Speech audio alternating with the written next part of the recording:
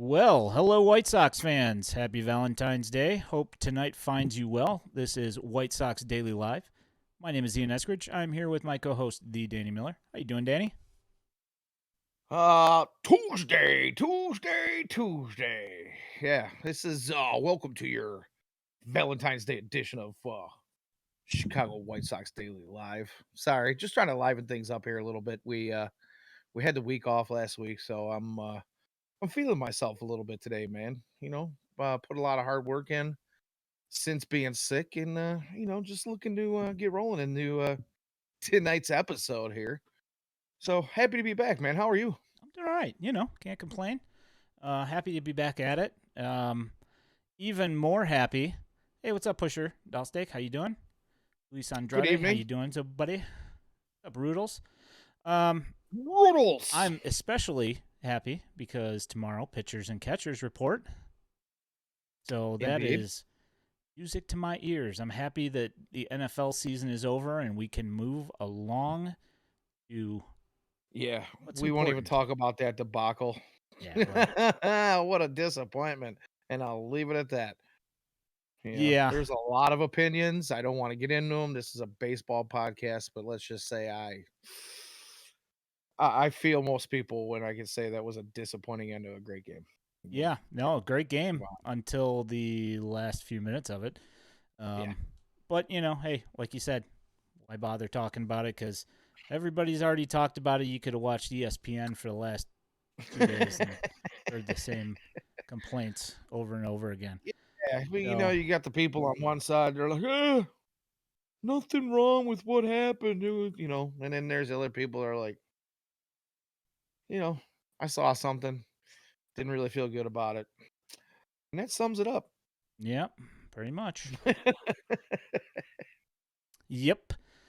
Yes, the refs So, did suck the entire game. You are correct. Yeah, yeah. there were so many bad calls in that game, but Yeah. um, I was personally of the opinion I would have liked both teams to lose. So, I don't care one way or the other. I guess it. I don't know how that works though. And two teams play. One team usually walks away victorious.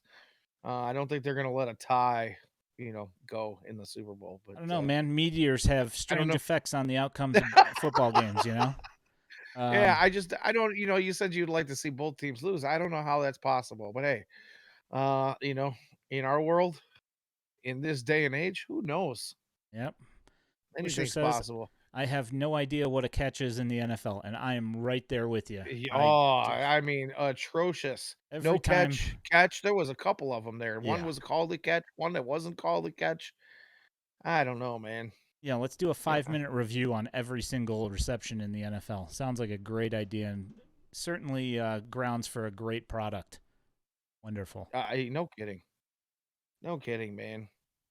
Well, So, maybe we could have shot down a spy balloon in the middle of that game. Had some debris fall on the field, and I mean, both it was teams could have before lost. and after in multiple places around the country. So who knows?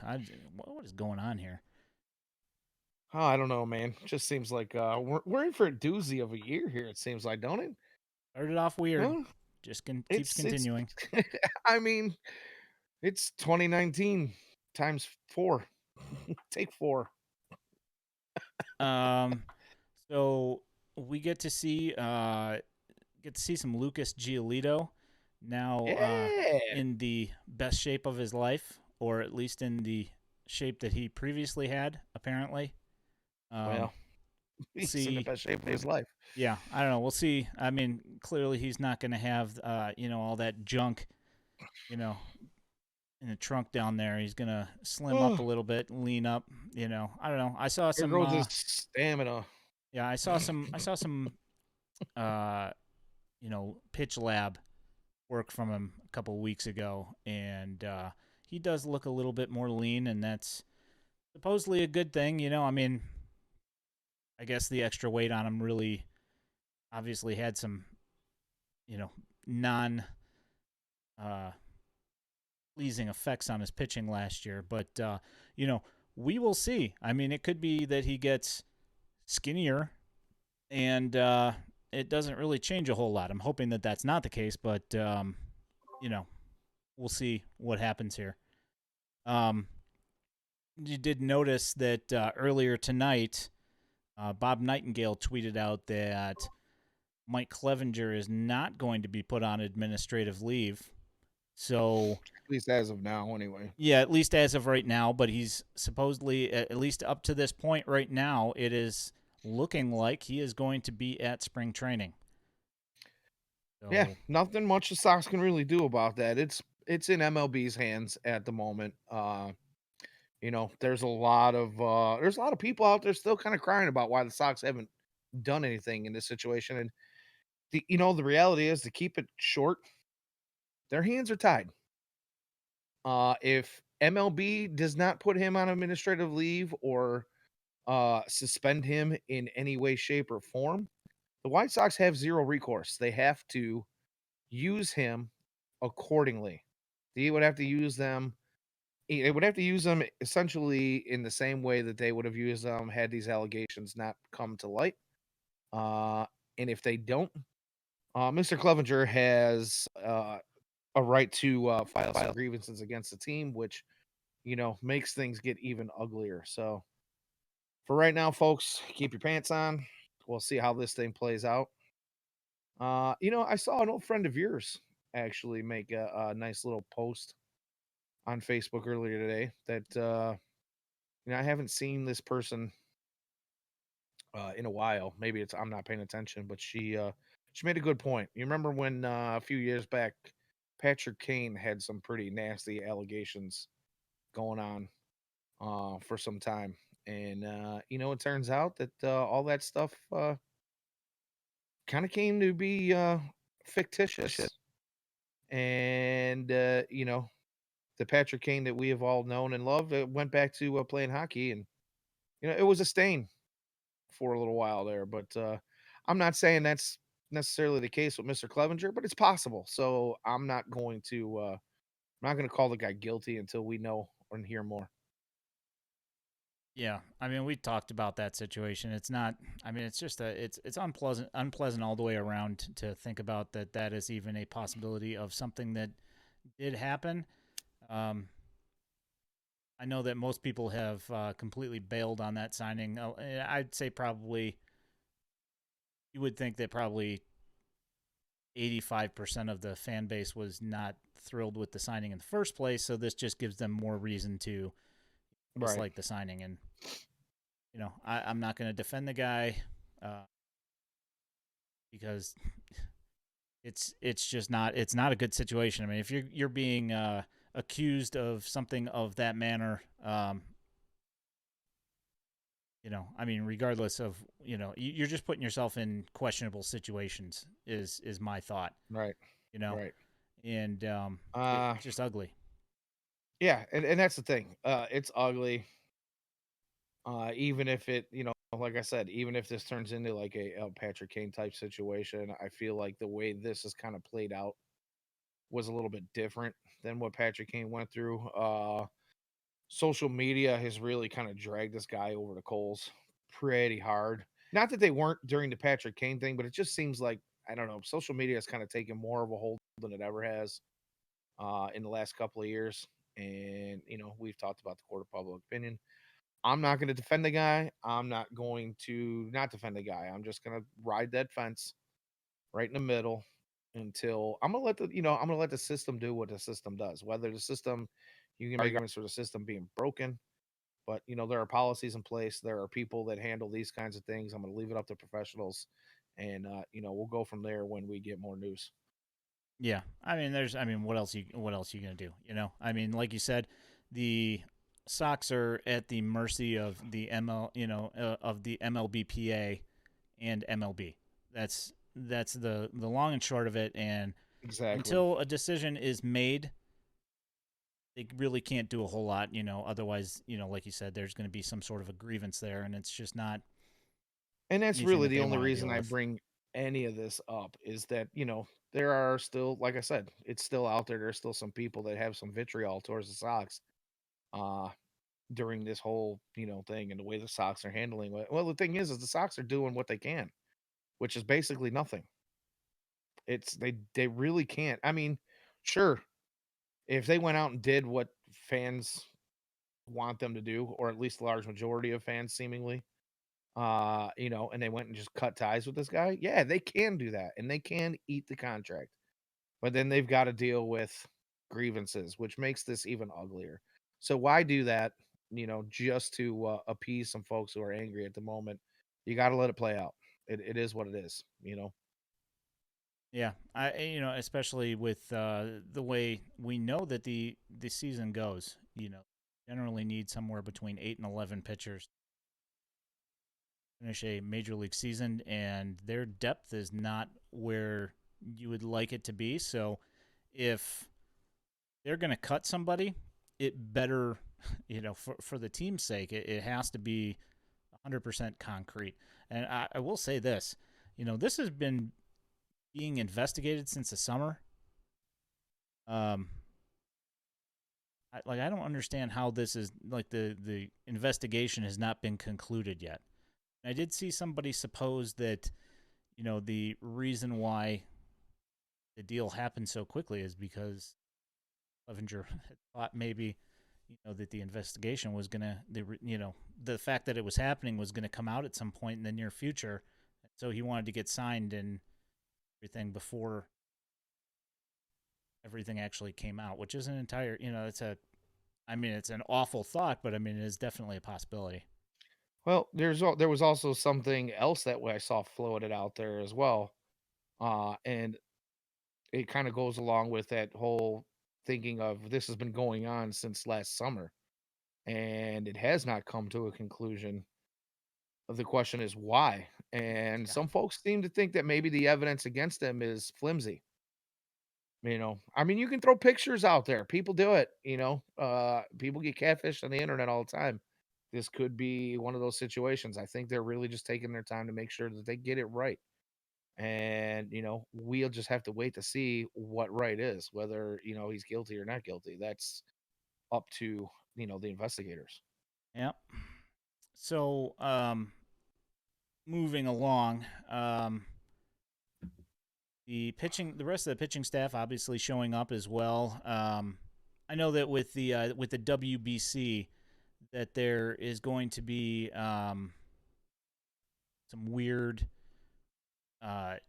movements in the White Sox. With I think they got like 8 guys that are in the WBC.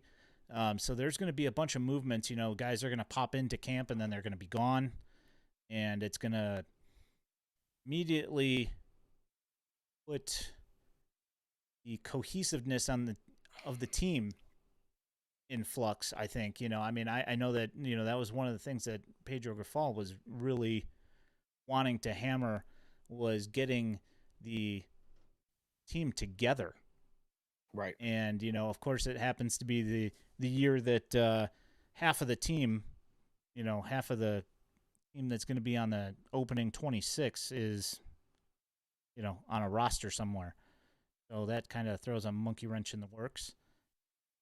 So that's going to be interesting. But, we got nothing to look forward to but a bunch of best shape of their life tweets.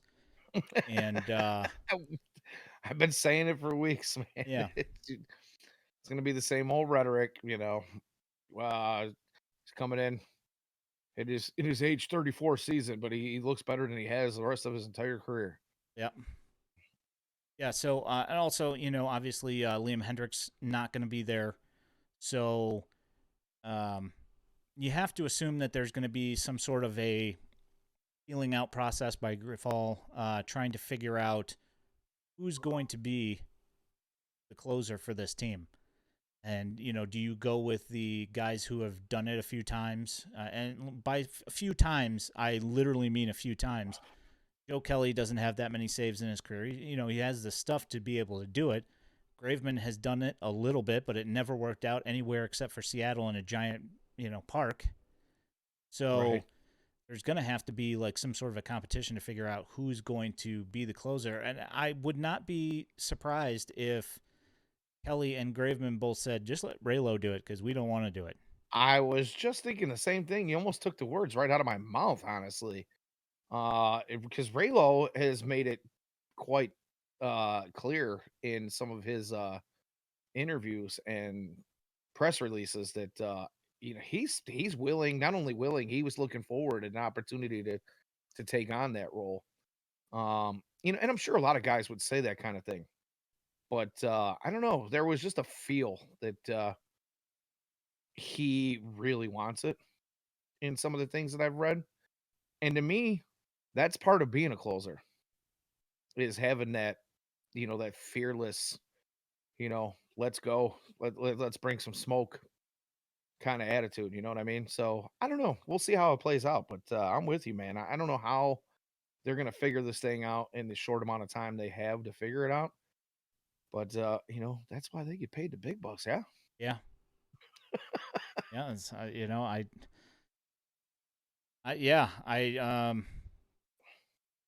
they have to figure it out sometime soon, and I don't think that it's going to be one of those things that's going to linger for a long time. You would hope that it wouldn't be like, a quarterback competition in NFL the camp NFL where it comes down to the last week, and they're like, okay, yeah, we're gonna have last so-and-so practice. start. Yeah, exactly. It's not. I would think that they'd want to have defined roles going into the last couple of weeks of spring training. We would hope. It would be nice to at least know where the players stand and where the coaching staff stands on those players, and that not just for closer, that goes for some of these other position battles, which I think could probably have a little more, I don't want to say cut and dry, kind of outcome to them, but they're probably a little bit easier to nail down than say closer. Closer is one of those things that can be in flux pretty much throughout a season. Not that, some of these positions can't be, but you kind of hope that going into the season that this is a Sox team, especially with the early part of their schedule being, at least looking right now on paper that it's going to be a pretty tough way to start the season the first month and a half here. Um you would hope that there's some feeling of, I don't know, continuity, I guess, is what we were talking about just a little while ago. Getting these guys on the same page. You kind of want to know where they stand when they're going out to play their positions every day too. That was part of the, one of the biggest knocks on TLR the last couple of seasons, especially last year when we saw, what was it, 56 some odd different lineups to start the season. And we don't want to see that again. I do not want to see that again. I want to see a fairly consistent lineup. Does it have to be the same every day? No. You're going to shuffle some guys around. You're going to give a guy a day off here and there. But for the most part, I want to see, continuity in my daily lineup. You know what I mean? Yeah, it would be nice. I certainly am not looking forward to 50 different starting lineups to start off the year. So let's hope that we get some sort of continuity lineup. One of the big problems last year obviously was the health of the team. That kind of actually segues me into the next thing that I wanted to talk about. Today, the PECOTA projections came out. And if you guys have seen any of these projections, I were. Why don't you just go ahead and hit our stream/podcast listeners with your tagline that you shot at me earlier? Yeah, so I'm not going to do that. I'm just going to go ahead and put it on the podcast. But get into my feelings here in a second. But PECOTA said 77.7 wins, and ZIPS was at 74. So my question to you is, judging, are you even remotely shocked that the projections for this team, after watching last year's tire fire of a season and the absolute lack of any continuity, use that word again, any continuity in the lineup due to hardly anybody being able to stay healthy. Do the projections shock you in the least bit? Well, yes and no. No, they don't shock me because I mean we all watch that dumpster fire, or at least parts of that dumpster fire. Because if you were like me, you often turned the game off and went to not pulling your hair out on a daily basis. But you know, at the same time, it does shock me slightly, only because I still feel like this is on paper still a better team than it was last year because we do not have two first basemen starting in the outfield on a regular basis. We do have a left fielder who can play the position. We have a right fielder coming up in Oscar Colas, who is an outfielder, and both of these guys, at times in their career have shown they can hit. Benny obviously is a hitter most of the time. We just hope that he can find a little bit more of that power that he had flashed in the past. Oscar Colas, on the other hand, is one of those guys that if any of his past progress in the minors and playing overseas, if that translate at the MLB level, yeah, this guy can be a star. So right then and there, I feel like, yeah, I feel like these projections are selling the Sox a little bit short. Obviously with questions around the rotation, like we've already kind of talked about going into tonight's show, that leaves a little bit to be desired. And again, you ask about health, and that's pretty much the main point of this conversation. Yeah, health has not been great. Half the team was let's just say broken. There was a chat we were a part of earlier where somebody used the word dead. Yeah, some of these guys were dead for half a season. Like, no joke. Put them in a casket. You know, uh, I don't know. You hope that the changes around the team, in all these different departments, biomechanics and health and conditioning and strength and conditioning and all these things. You hope that we see some successes there, but no, who's to really say? And now I'm done rambling. I would like to get your thoughts on that whole thing. Well, I mean, okay, so with ZIPS, they usually, I think they use 3 years worth of Correct. averages. Okay, so you're taking 2020, which was only 60 Shortened season, games, and then you're taking 2021, which was good for the first half of the season, and then the second half of the season was almost, like completely inconsistent garbage. And then you have 2022, which was the second half of 2021 amplified, but for a full season, but right? for an entire season with even more injuries than happened in 21. Right. Now, the consistent guy out of that lineup, the MVP from 2020, is no longer on the team now. Right. And so I don't think it should really be any shock to anybody after looking at those 3 seasons with the best player on the team gone. The other guys on the team haven't had the opportunity or health to be able to prove that they might be better than Abreu was or able to put up more numbers offensively than Abreu.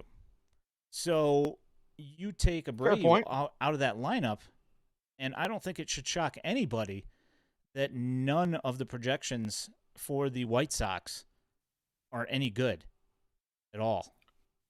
Fair point. Fair point. I know, and I didn't really look at it that perspective.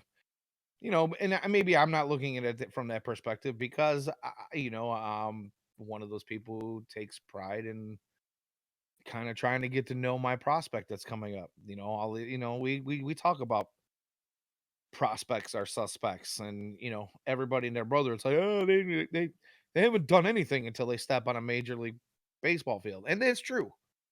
But at the same time, especially here at White Sox Daily, we have a video editor in the Eradicator as I sit across my computer screen from, who puts together a lot of really great video for us and for our followers on the old tweet machine. And I've spent some time combing over that video, and I really enjoy watching what Oscar Colas does on a baseball field. And there is nothing to me that suggests he should not be able to enjoy some successes at the major league level. So I guess that's where my leanings of obviously these projections are I feel like are selling the White Sox a tad short. Yeah, that's fair. And like you had mentioned earlier, we don't have two first basemen in the outfield. So that is also, very helpful. And the thing is that I am not defending the numbers that the computers are projecting. I'm Right. just simply saying that, yeah, I don't, the computer can do nothing but look at numbers, you know? And of course, it's going to take in, the injuries into account, how many games that these guys played. The thing that the computer can't figure out, however, is how many games that Luis Robert was in the lineup and was swinging one-handed. Right. I mean, it's still taking those stats from those games into account and factoring those into what it thinks that he's going to do this year, which is complete and total garbage. Right. Like it A doesn't year work. and a It's half not of Yasmani reasonable. Grandal playing, with not even I won't even call him one-legged. A year and a half of Yasmani Grandal playing with a bum back and a bunch of bad legs and playing through the pain and playing through injuries when if the White Sox really had a viable backup and a guy they could feel like they could call a leader to be able to put out there, they probably would have. But unfortunately, until we got to a point where we saw Carlos Perez kind of be good enough to graduate just a little bit and take some MLB time, we didn't have that. We didn't have that guy. So Yasmani Grandal fought through it, and he went out there and he played injured for like, seriously a year and a half, 2 years. And that's what these computer generated algorithms are telling us that we expect everything to just be the same, and it's not going to be the same. We hope that it doesn't get worse. We don't know. I don't, Magic 8 Ball. Let me shake you up. Oh, it's a little cloudy. Yeah, Yeah, it sure is. little cloudy. Yeah, yeah. I mean, it's I see that star crowd rolling in. yeah. There's no way, usually most of the Pacoda and ZIPS projections are on the with the you're taking the 50th percentile of most of the stuff, which is usually really conservative. And like you look at Dylan Cease's numbers that they're projecting for this year, and they're expecting like a roughly about a run more on his ERA this year, which is entirely possible. But like we said, you got Michael Kopech out there on one knee, you got Yasmani Grandal, who everybody has turned on, despite, I mean, you remember first year that he was here, and both him and McCann were nominated for a Gold Glove, and you know he's out there with a 400 OBP, and just always on base, walking, hitting home runs, and then his body fails him. So is it really a surprise that the guy was having, major issues hitting one-legged with a bad back last year? No. Right. So, And it's a shame. His body fails him, and so does the fan base. well, yeah, and They turn on him real quick. yeah, You well, know, yeah, well, I mean, you and got then the you got guys like Lance Lynn, same thing. Bad knee has some take some time to finally get back and get himself right. And towards the end of the season, we saw that start to come around. yeah, We start to see flashes of the old Lance Lynn come around after his little knee debacle. So I don't know. Yeah, Zips. And the funny thing is normally in a regular situation, and I'm going back a couple of years because obviously the pandemic screwed everything up. But I was always a fan of Zips protections more than I was PECOTA because of the fact that Zips takes a few more things into account, and there's not a whole lot of recency bias in there. Uh, but they're projections. There's always going to be some flaw. There's a lot of stats out there that they're algorithms, and they're not perfect. The human factor is always going to be the human factor. We're never going to be able to predict an injury. We're never going to be able to predict, the weather on a particular day and how that plays into a baseball game.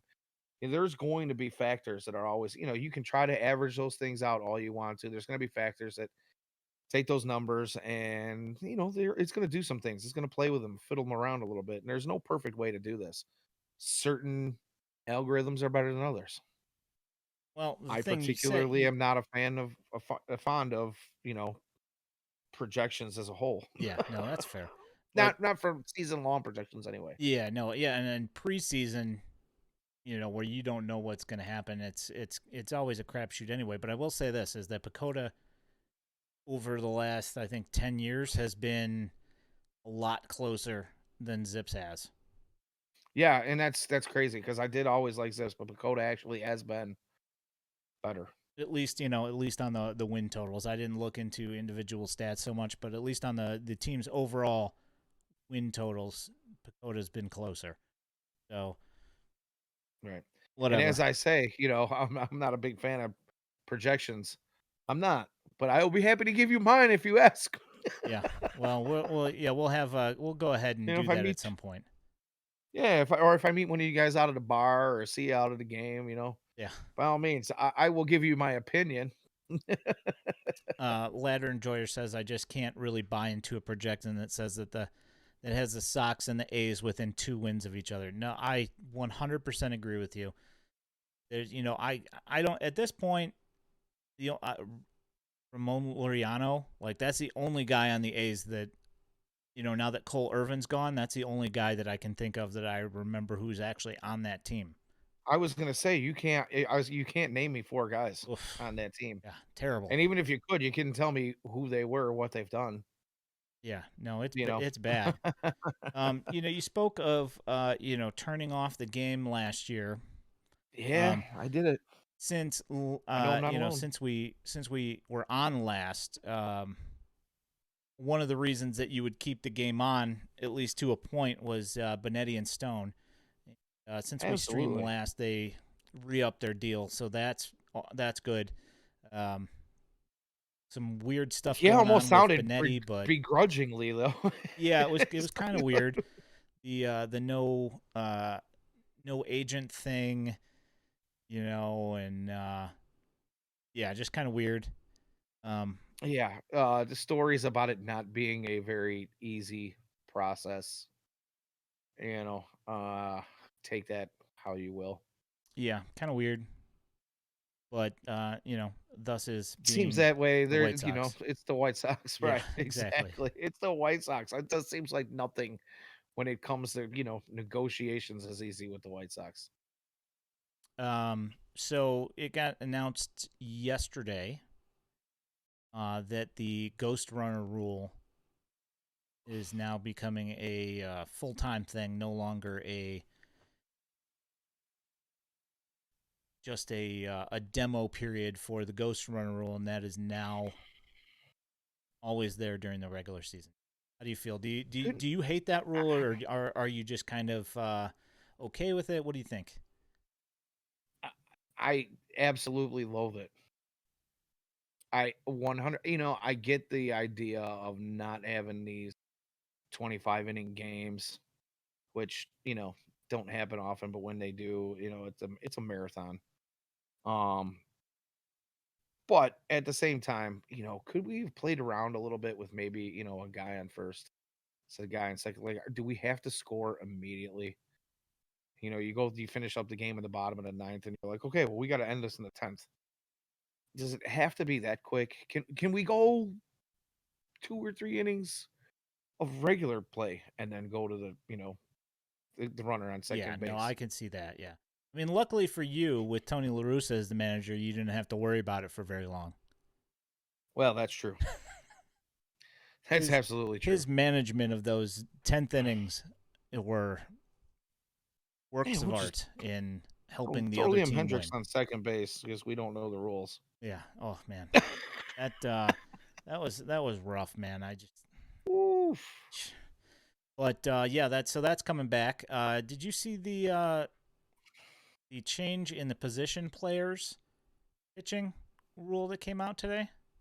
I did not get a chance to read on that whole thing, but I did see a tweet really quickly while I was, you know, I was out moving some trailers around down at the RV show, and we're trying to get this whole thing set up and be ready to go for the weekend, and my phone was going crazy for a while there, and I was like, "Geez, something must be going on," and I Yeah. just kind of got a chance to skim that really quickly, but I'm sure you have it in front of you. Why don't you go ahead and throw it out there for Yeah, I'm us? gonna go ahead and find that here. So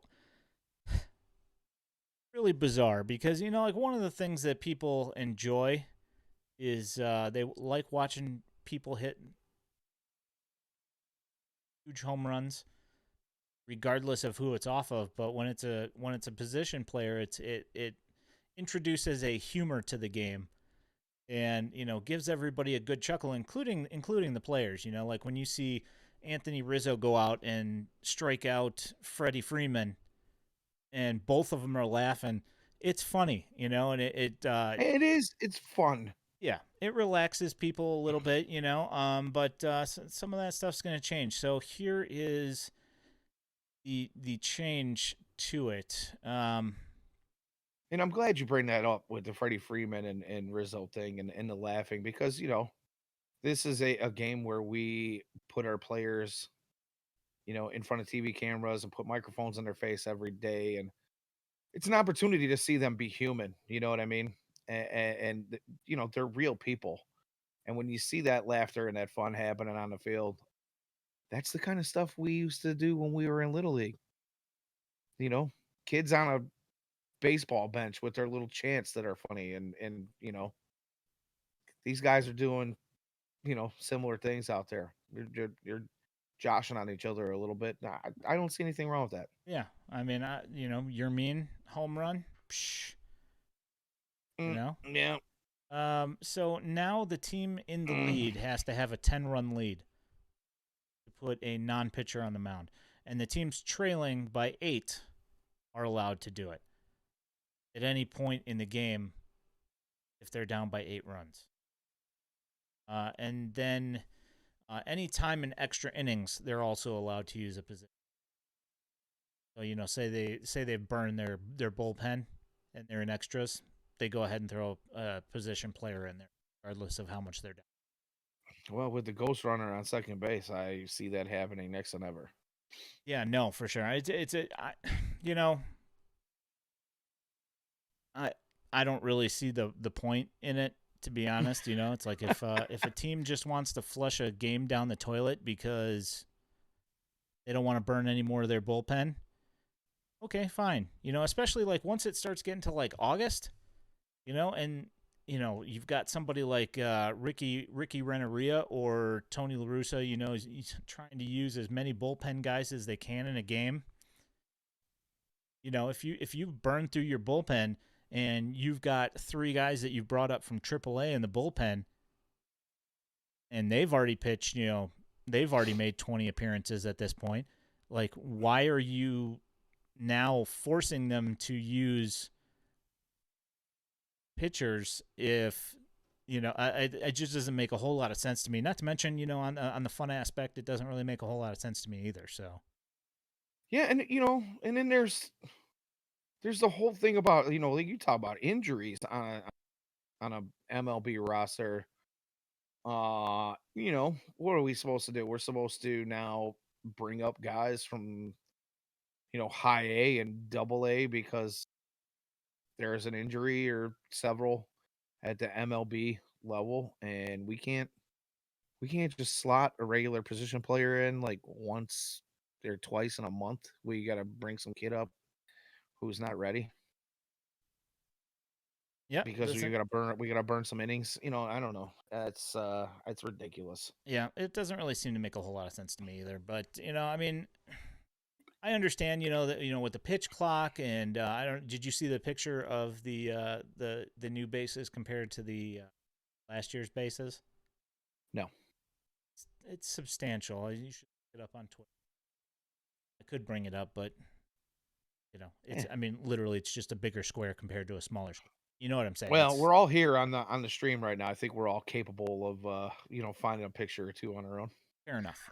Um, This is the interwebs. yeah. Speaking of the interwebs, one final thing that I've got here before we move on to a listener question here.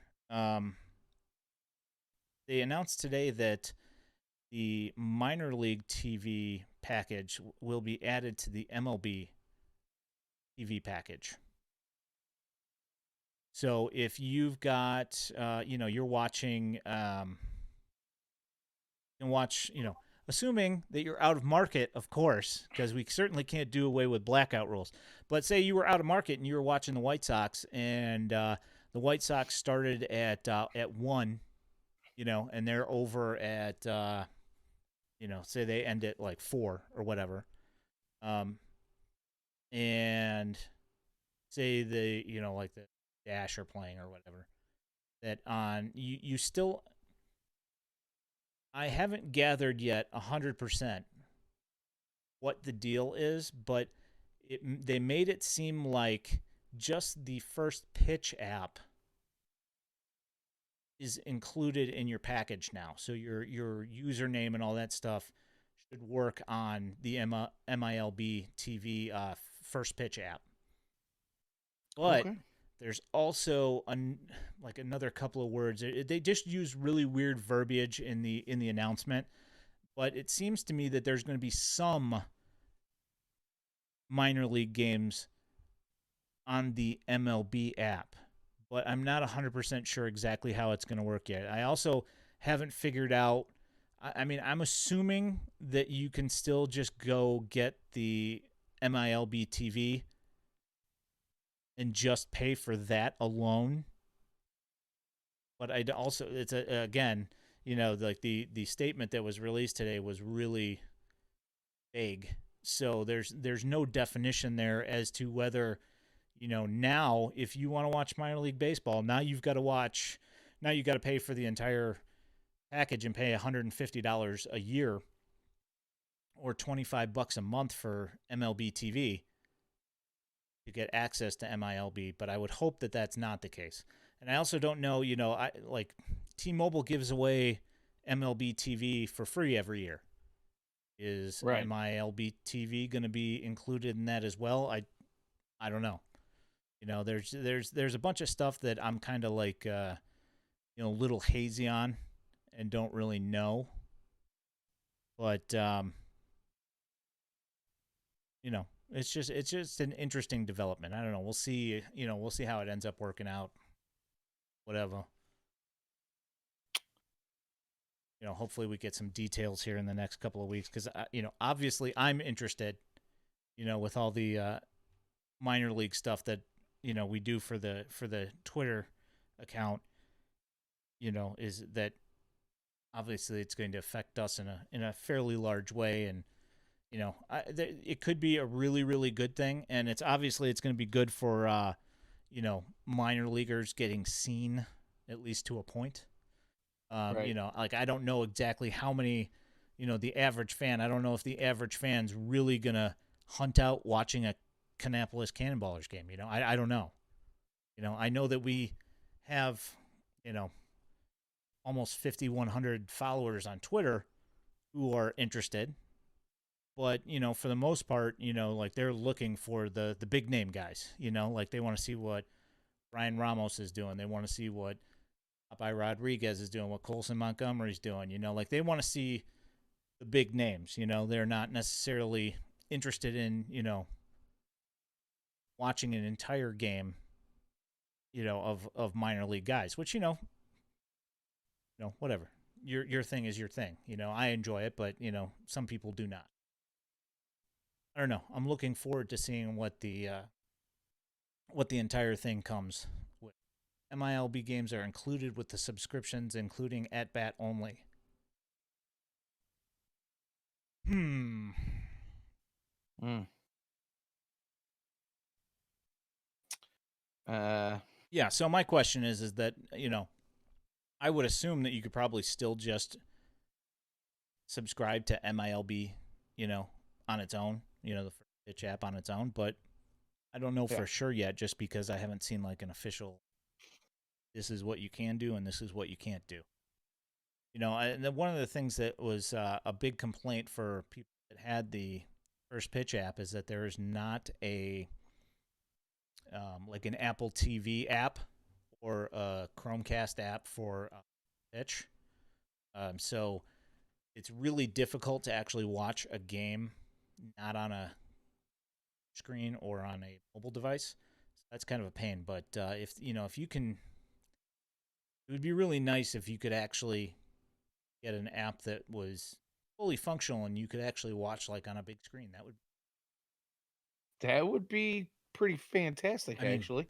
I can, but like I do AV for a living, so having like adapters and all that stuff, that's kind of my thing. So it doesn't really bother me at all. But Right.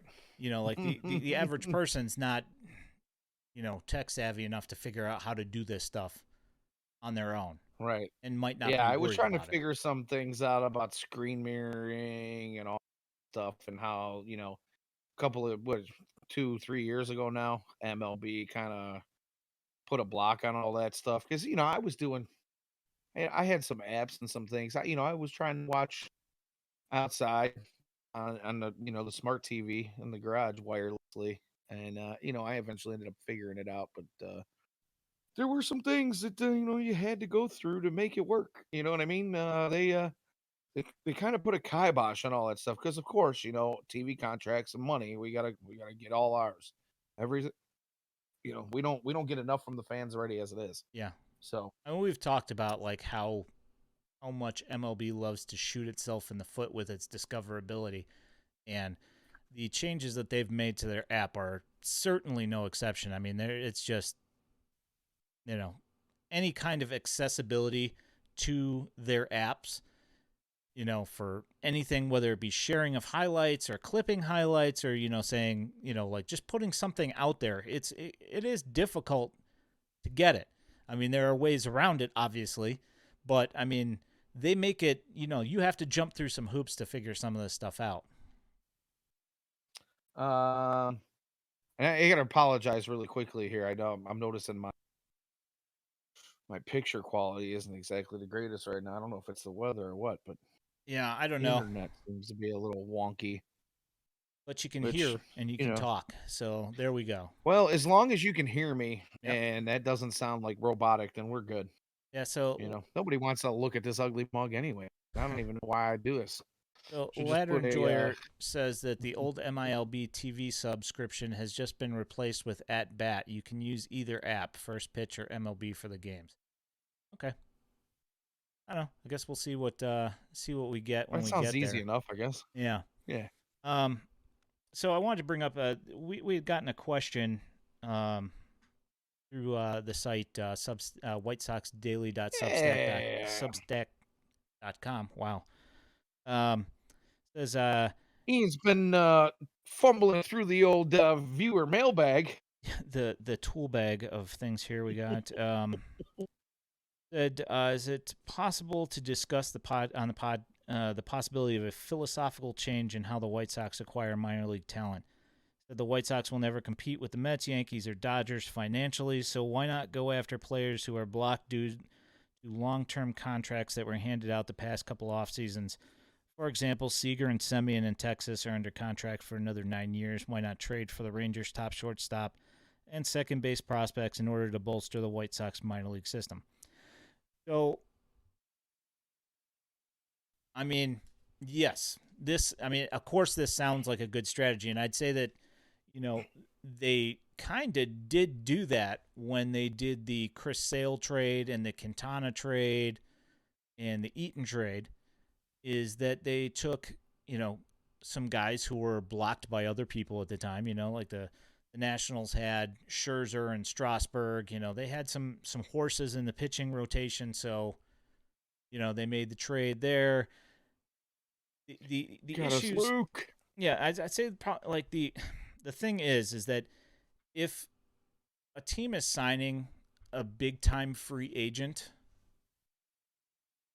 to a giant contract like that, they don't have. Now, I understand that this particular position is now blocked. That I get. But if they're signing these guys to these gigantic contracts, you have to look at It's what the because other they didn't team have is anything. looking for in return. Right. Is that they're going to Right. be, if they're spending the big money on these contracts, obviously they're looking to compete. And if you are going to trade for their prospects that are blocked, they're going to want equal value in return. They're going to be Right. looking for somebody that can help them right now in the major leagues, i.e., somebody off the major league roster, which doesn't help. Right. Or you're going to be giving up those big prospects that are close for the White Sox. And I guess if, Right. look at, somebody on the White Sox, at this point, I don't even know who to mention because, it's like TA's getting to the end of his contract to a point, and he's blocking a couple of guys that play shortstop, but it's just it's kind of a tough thing trying to find a match, and this is one of the things that I mentioned in the tweet about this stream was that they had talked about making a bunch of trades here in the offseason, and we thought maybe that there would be a big piece moved off of the team, and not to the point where we were 100% convinced that it was going to happen, but we thought that it might. Well, when the line that Rick gives you right at the onset of the offseason is we feel that making trades is the way to bolster our lineup, or the best way to bolster this lineup, it kind of leads one to believe that we're there's at least one splash in there somewhere. You would And think. that really hasn't come to be. So, and I just want to kind of go off of what you were saying about these other teams. When you mentioned that, well, yeah, they're going out and they're trying to be competitive by signing these big free agent deals for 5, 6, 7 years, to big dollar amounts, and blocking these prospects that are in their system. The other part of that is, had they felt really spectacular about those guys in their system, they might not be looking at such long-term contracts for the players that they're signing right now. Now that's not always necessarily the case. They're looking to compete right now and maybe continue that window of competition for a while, and cross that bridge when you get to it. But the reality is it usually means that if there was a guy who was going to be a player of consequence on that roster, he's not ready to be that guy right now. He's still a couple of years away, and they need somebody to be that guy right now. Yeah. So, we can look, we can go down that road. We can look at it. I'm pretty sure you did some homework, and I did a little bit of homework myself on this, and we can kind of talk about some of these guys. I don't want to get too deep into it because like I said, the reality is there's reasons it hasn't happened. Yeah, that's the thing is that like I looked around at some guys, but the thing that I'm seeing is Juki Holic. Thanks for the follow, appreciate it. Um, Yeah, you got a little bit of Yerman dance there on the yeah, screen. I saw that. like did you by the way, did you happen to see Yermin's photo that he put up on Instagram? Thing No, I'm back. he's always great on Instagram Yeah, too, and I have not seen anything recently. dude looks like a tank. Um, In a good way or a bad in way? a good way. The guy's looks like he's. I think he said he He's been in cut the like gym. 25 pounds and put on a bunch of muscle, and he looks like it. The guy looks like a house. Um, yeah, just like the thing is that usually when these teams are going to trade these higher ranked prospects, they're doing it trying to get a guy that's going to put them over the top. Right.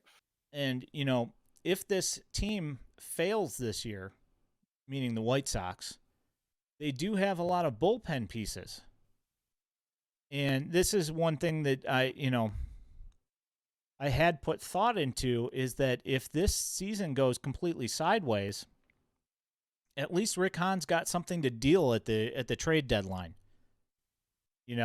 If you're going to if you're going to start shedding some of the contracts on the team, a lot of teams that are going into the playoffs are looking for bullpen help. And maybe that was the whole plan all along, is that he's got some of these shorter contracts and quality relievers, but these are exactly the same kind of guys that you can get rid of and get more prospects to fill the system. And right. I think that might also be part of this team's strategy if they, in fact, are not on their way to a World Series in their quote-unquote contention window. Right. And the other thing too is the White Sox might be taking an approach that's slightly different than what we're used to seeing with them too. We've always talked about how, even going back to long before Rick Hahn being the GM, GMs in this organization typically have played their cards close to their chest, quiet. We didn't hear MLB insiders leaking any information quite often until it was like, hey, the White Sox signed somebody. And this season, you hear Rick Hahn saying that trades might be the way to go. Might have been part of the smoke and mirrors to say, because the reality is we were not expecting a Clevenger signing. We were not expecting an Andrew Benintendi signing. And both of those things happened. Those were the surprises we got. So, maybe not trading maybe that was never even part of the plan. These guys are You know, sneaky. it's hard to imagine, looking back now, and this is one of those moments where you can say, yes, hindsight is 2020. Looking back at the situation now, knowing that we did go out and sign Benintendi, and regardless of whatever happened Clevenger situation, both of those signings were shockers. But when you look at that, you got to think, did they ever really intend on going out and getting a second baseman? We pretty much knew from day one that Oscar Colas was going to be the guy leading the charge in right field, whether or not he wins the position out of camp. It looks that way now. It's looked that way since the season ended last year. But we kind of knew that. You know what I mean? Did they ever really intend on trading for a second baseman or a backup catcher or another starting pitcher? You look at what we have available in the system, and you go, what kind of blockbuster could you have made? I mean, You know what I mean? Yeah, that's exactly, and this is,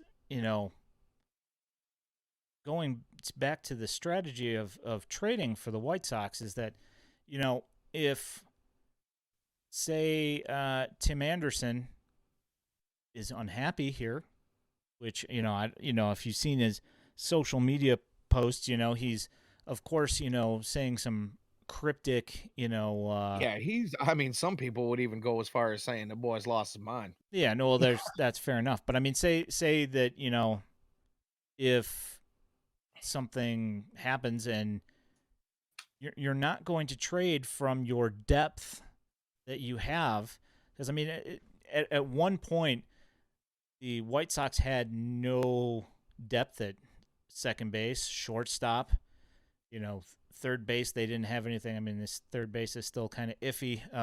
You got Ramos that's doing some stuff. But I mean, again, he's, very young and he just hit Double A. So, you got Berger, who can't seem to find a roster spot. And, I know that, that some people, Beefloaf from 108, he wants Berger on the roster, which that's fine with me. I mean, the guy can hit. But, some people are saying that, because he doesn't hit left-handed, that, Sheets makes more sense. But I mean, you didn't have middle infielders for a long time for the White Sox. Right. Now it seems like mostly what the White Sox have is middle Our middle infielder end. depth, Right. and Right. regardless of whether, they're, 23 years old or whether they're 19 years old or 20 years old, that most of the guys that the White Sox have that are higher rated guys, a lot of them are middle infielders. So, Right. you know, And the thing is still is even if there is a middle infielder in the pipeline, they can be a phenomenal baseball player. We don't really know for sure who that is, when that's going to be. And it's really difficult to let go of Tim Anderson when you're talking about, again, that window of contention and a guy who's been, people knock on him for his defense, whatever, but he's been rock solid at the plate. Does he walk? I'd like to see him walk more. Yes, I'd like to see the OBP get up a little bit. But the guy, I mean, he's a perennial contender for, the batting crown in the American League the last few seasons. His defense is more than serviceable. I don't care. You can talk about an error here or there, whatever. He makes some great plays. We like to see his fire on the field. We don't necessarily appreciate some of the off the field stuff. And again, we were not going to get into that on this show either. That's his personal life. We don't know the full story. We're going to let him live that life. And what I see on the field, I enjoy. I enjoy. But yes, I've also been one of those ones, and I do it for the sake of the show more than anything, because we do have a stream and a podcast that we put out here almost every week. And I have floated his name out there as a trade piece only because who else do you have of value that's going to bring back something of value that's going to keep this team in a window of contention without hurting it more than helping it, yep. you know? So sorry, I'm ranting again, No, but it's fine. I mean,